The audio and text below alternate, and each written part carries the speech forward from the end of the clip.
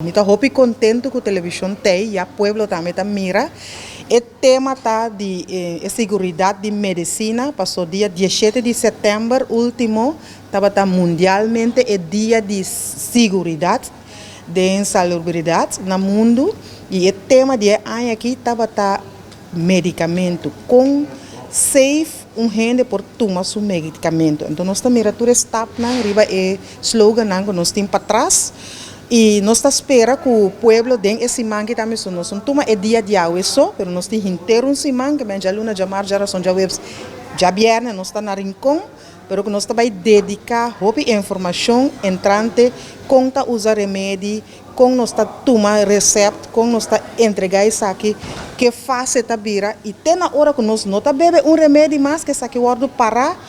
como nós está deal com isso aqui, passou o bebê pouco no conhecimento de nosso povo, de nossas pessoas, na maneira que nós temos que fazer remédio depois. Pero chegando na dia, nós temos diferente informação, slogan, nós temos booklet que nós traga, riba já também tem informação concreta com hora que o doctor prescrever o medicamento, tem no momento que me usei, como nós está fazendo isso aqui, não? Então também nós também tem tema nós também papel de medicamento, de infecção, diferente outra coisa durante a semana que o povo por vir e fazer pergunta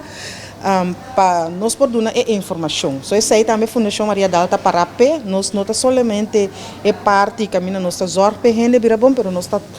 hope também de favor, foral para é parte de inspeção de salubridade. Nós estamos botando atenção na qualidade e a segurança de cuidado.